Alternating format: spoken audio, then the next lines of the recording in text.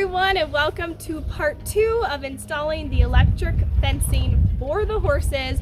If you guys haven't seen part 1, I recommend you going back and watching that because you'll see all the progress that we've made so far on the electric fencing and everything that we've done until this point.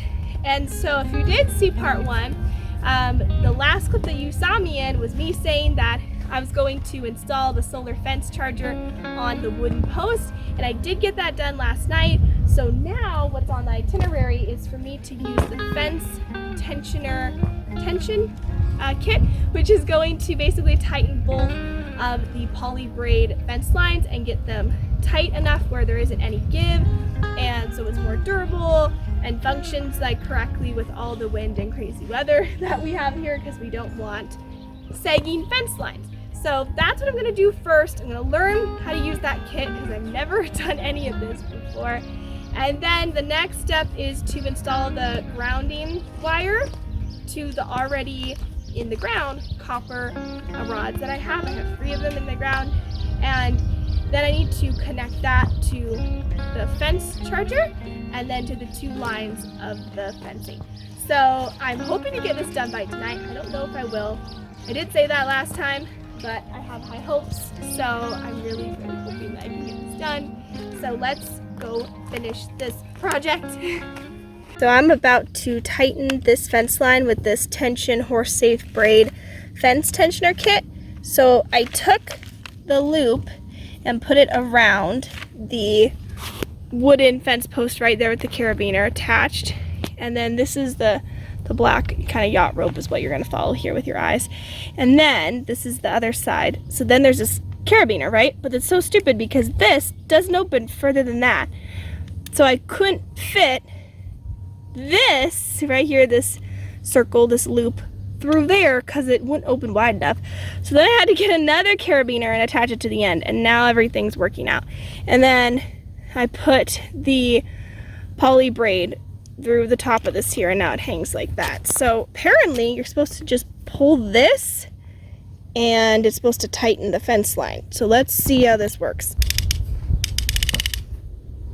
Oh my god, okay, this is actually way easier than what I thought it would be, what I anticipated. Okay, wow, look how much slack, you guys, look at that. That's all the slack. Now I haven't even pulled it as tight as I can go, but that's still a lot of slack. And then I'm just gonna let it hang for a sec. Take my pliers and I'm going to loosen up the split bolt connector that I already put on last night just to secure the fence line so it wouldn't, like, you know, move around and fly around in the wind. So let's take the split bolt connector off right now, and we're going to reposition it now that we got our fence line tightened. Yeah, I'm going to go a little bit tighter here. I think that's about as tight as I can go.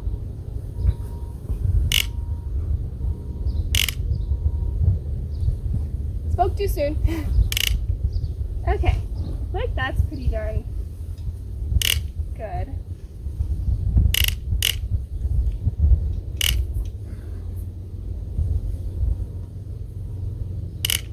Alright, okay.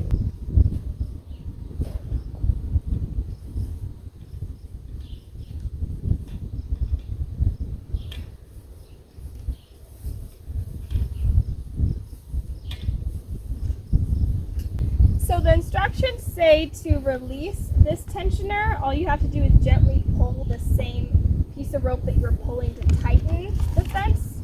And you gently pull, and then you push on this release lever. So I hope that works. Hey, there we go. I think it's working. Or I thought it was working. There we go. It's just kind of push on that lever a few times. Okay, cool. Now it's loose enough for me to remove this.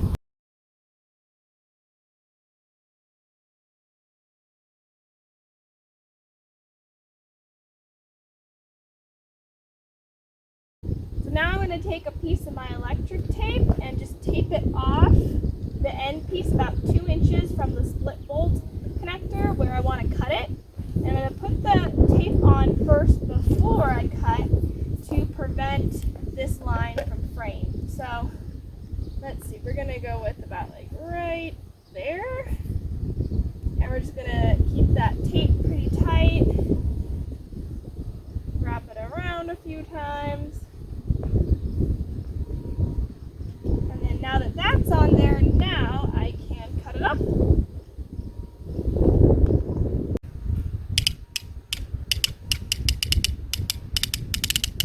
Wow, a lot of slack came out of this one. Woo! Okay.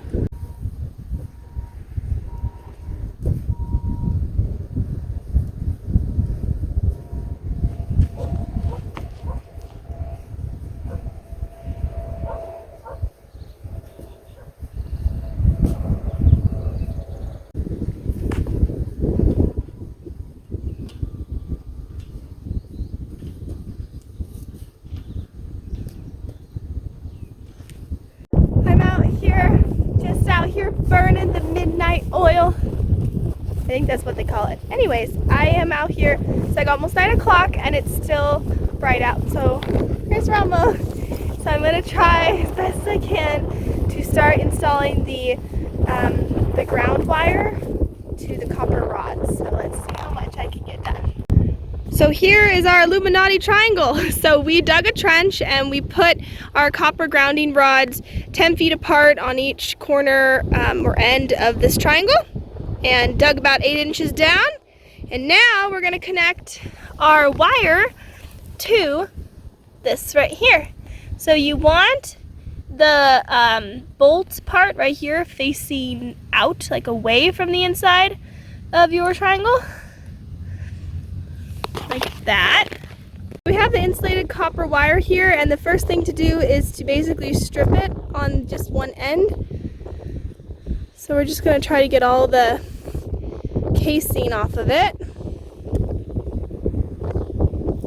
It's kind of hard to see. There we go. Okay, that's what we're looking for. So you cannot tell me that this does not remind you of a slinky. This is a serious throwback here.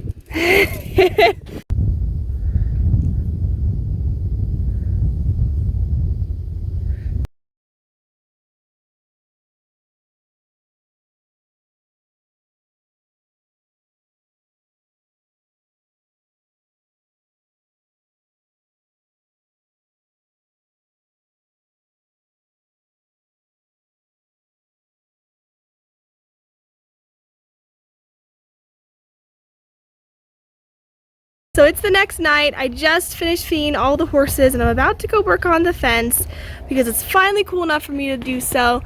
And do you guys see what is brewing up in the clouds? We have a thunderstorm on our way, possibly some hail. So I'm gonna see how quickly I can try to work on this grounding wire connection and hopefully get at least that part done tonight. You guys, I'm literally sitting on the ground and the start of a thunderstorm is happening and I just finished getting this copper grounding wire into the copper rod and the copper rod clamps things. So you see the copper wire has been stripped and I was able to put it up in there and clasp it. But now I gotta stop working because we have a thunderstorm. So who knows when this will get done? Who really knows? The universe doesn't want it to happen right now, that's for sure. So crazy, so crazy. So let me grab my tools. I'm gonna go inside and then I'll see when we can finish this next.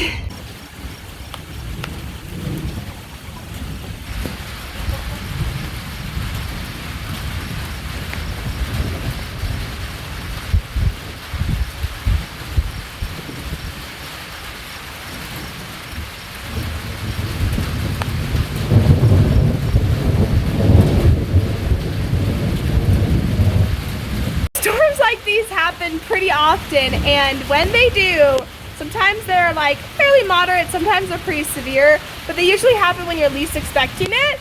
But I at least got one small baby step closer to getting my electric fence finished with getting, wow, it's really going crazy, with getting one more copper connecting wire to the grounding clamp. At least I got one more connected and I have one more to go, and then I can connect it to the solar fence charger.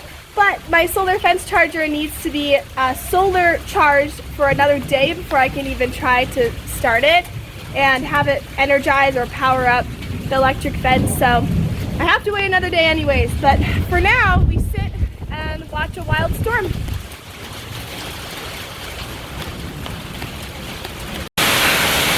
I can't even make this up at this point, but I came out here to work on the electric fence, and guess what happened to me?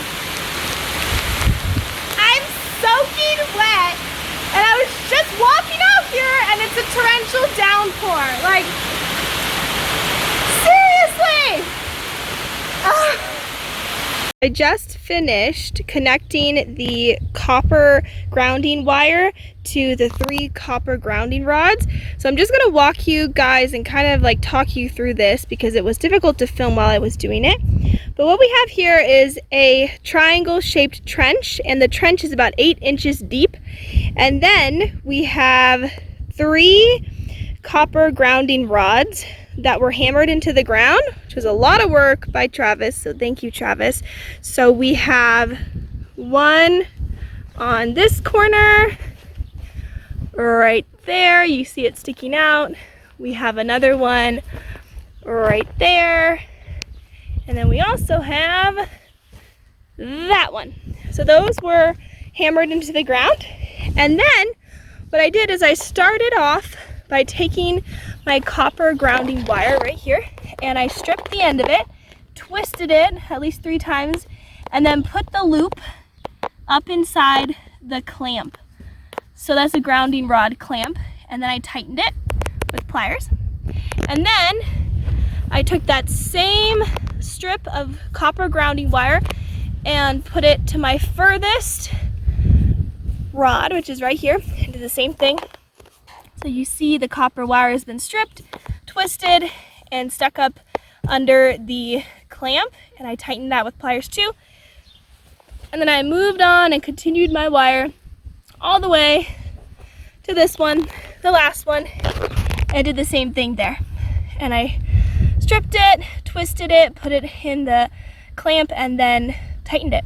And then took the remaining stretch all the way back over here, trying to make our triangle finished. I didn't connect it there. And then I made another little trench and then twisted that up, the wooden post, all the way up to the green little switch thing here. So then, it's kind of hard to see, but what you can do is you can loosen these up and you make another U and you stick it on top of the piece of metal sticking out, and then you tighten it. That's what I did there. And then if you're wondering about the red one, what I did is I did the same thing where I made a U, tightened it here, and then continued that strand, looped it around the fence line, the fence post, and then I continued it and made contact first with the lower line of poly rope fencing, and I twisted it and connected it with a split bolt connector right here, tighten that up with pliers, and then I continued that wire all the way up here, and I did the same thing there where I connected it and I tightened it, have that split bolt connector on there to keep it secure. So the real moment of truth to see if I did this right is I'm going to push this little switch, which is like the on switch, and see if it lights up. And then I have my electric fence tester that I bought off of Amazon that I'm going to see if we have a hot electric rope lines of fencing, I guess. So let's see if I did this correctly. I think I did. Fingers crossed I read all the instructions. So let's see. So if you guys decided to use a solar fence charger like I did, the instructions say to leave it out in the direct sunlight to charge for 72 hours or 3 days before you connect it to your electric fence and turn it on. So mine has been out in the direct sunlight for like 4 days now. So I'm gonna hit that on switch and see if we have a light that flashes. So I hear like some very, very light, like ticking, you know, that electric kind of ticking sound.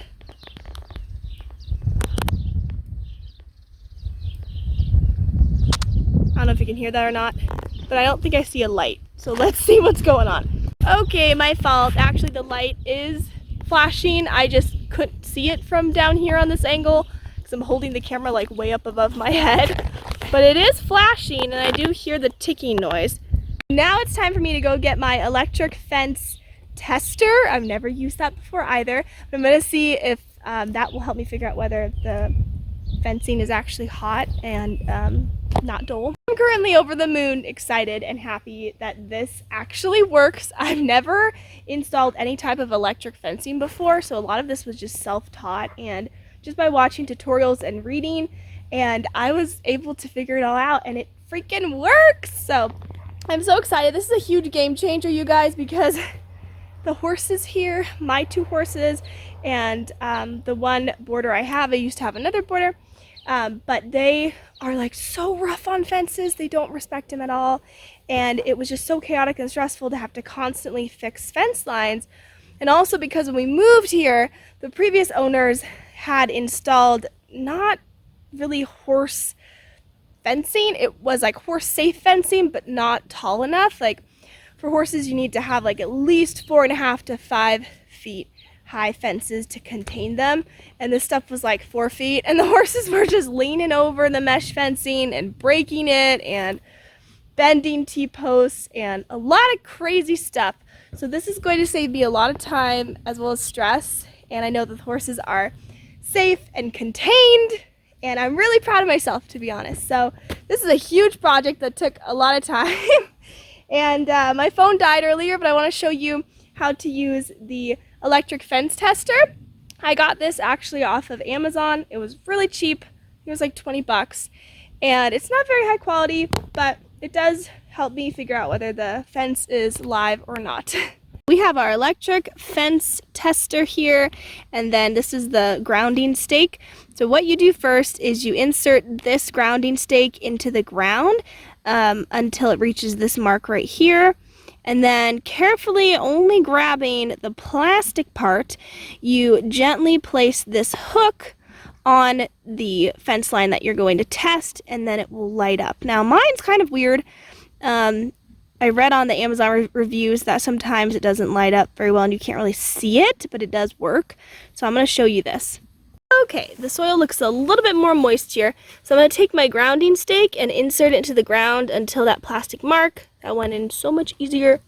And then I'm going to take my electric fence tester and I'm going to take the hook part and place it on the line. And then you see how it's flashing there. I believe it's kind of supposed to hold its flash, like where you can tell where it's working, like what voltage. Mine is just flashing, which is a good sign, I think. I think some of them are supposed to light up and like go where the voltage is and stay on one of those marks. But mine is flashing, and I do know that the fence is hot because, like I said earlier, Slide bumped into it. And it did zap him. Not super hard, but enough for him to stay off of the fence. Let's see what it does up here.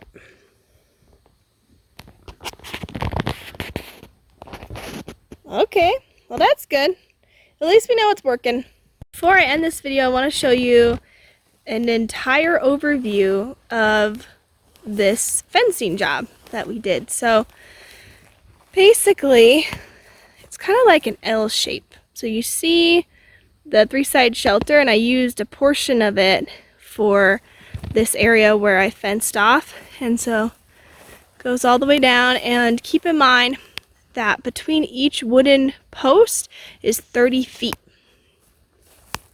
So this entire fence line here is 90. Hi Gemini, you're so cute. Got the blondie boys, as I like to call them. And so it's 90 feet here, and then you see it's like an L shape because it wraps over there, kind of where the trees are. And then the side that is over there, the far side, is another 90 feet. So 90 feet by 90 feet, and then it kind of hugs the perimeter of the other dry lot over there that the horses used to be in. So I'm really happy. I think Gunner is a little bit confused because he is inside at Gemini's stall with attached paddock, and he's never been in here before, so he's kind of just scoping it out. But anyways, I hope that you guys did enjoy this video, and thanks for coming along with me as I try something new and install something / build something that I've never done before. I'm really proud of myself, and I'm so happy that it works. I think we've all had those moments when we're like building or doing something new where we're like, is this going to be successful? And I'm really happy that it was. So if you guys did enjoy this video, make sure to give it a thumbs up down below and subscribe for more ones just like this one. And Gunner and I will see you guys in the next one. Bye!